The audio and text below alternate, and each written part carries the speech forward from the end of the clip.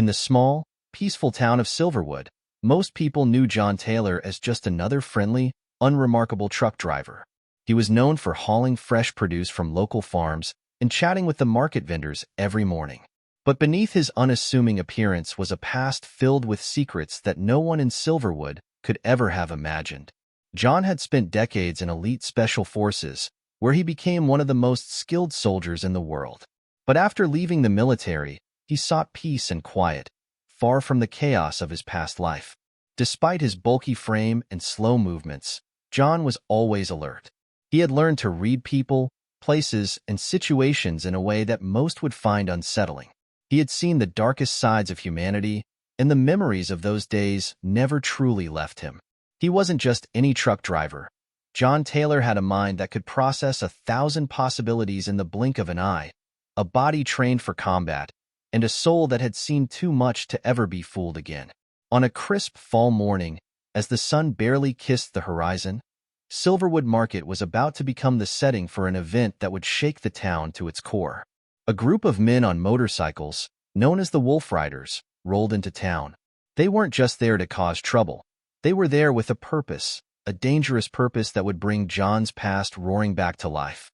John's day started like any other. He parked his weathered truck at his usual spot near the market entrance and began unloading crates of fresh vegetables. The smell of fresh produce filled the air, a scent he had come to associate with peace, with a life he had fought hard to build after leaving behind the violence of his past. He smiled at the familiar faces of the market vendors, exchanging casual greetings with Clara, the elderly woman who ran the flower stall next to his, and Tom, the baker, who always had a fresh batch of bread for him. But that peace was short-lived. John's sharp ears caught the sound of rumbling engines in the distance. He turned toward the road just in time to see a group of men on motorcycles, the Wolf Riders, storming toward the market. Their leader, Eric "Viper" Donovan, was at the front, his leather vest adorned with the gang's logo, a snarling wolf. They weren't here for vegetables. They were here to make a statement.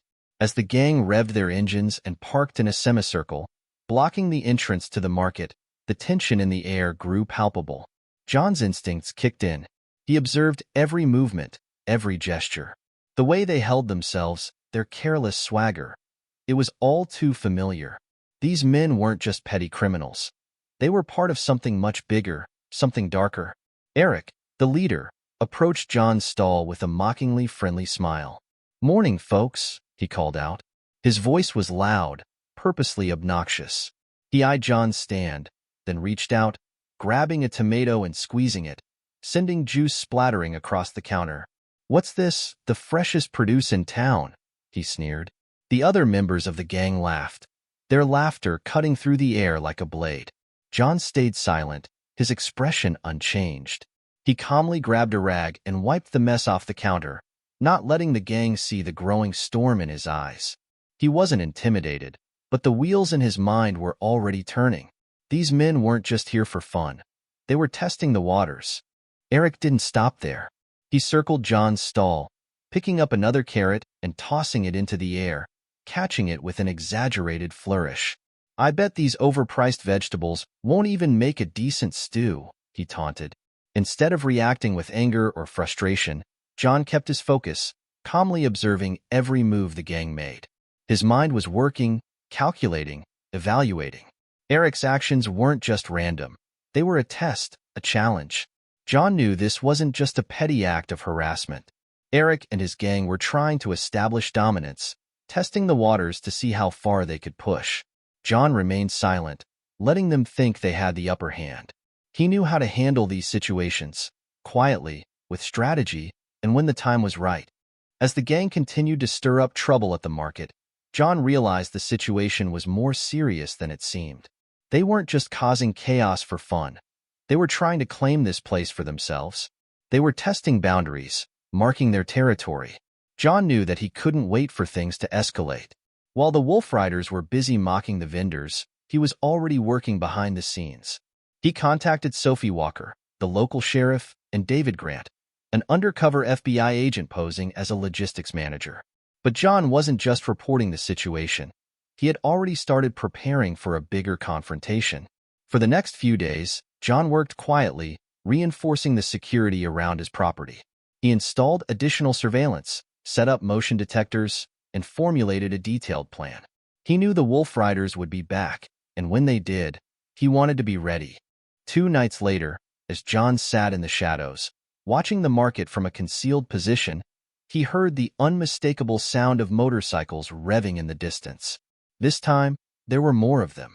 Eric, Viper, Donovan had brought reinforcements, 12 motorcycles, 3 black SUVs, and more men than John had anticipated. They were ready for a full-scale assault. John's hand tightened around the grip of his rifle. He had been in far worse situations, but this felt different. This wasn't just a fight for survival. It was a fight for everything he had worked so hard to protect. As the gang spread out, John activated the trap. The lights flashed on, blinding the men, and within seconds, law enforcement moved in from all sides. The gang members tried to scramble, but they were caught. There was nowhere to run. Sophie and David led the charge, their officers swarming the area with military precision. It was a well-coordinated strike, and the gang was trapped. In the chaos, John spotted Eric trying to slip away, his eyes wild with panic. He wasn't going anywhere. John moved quickly, cutting off Eric's escape route. With a swift motion, he tackled Eric to the ground, pinning him.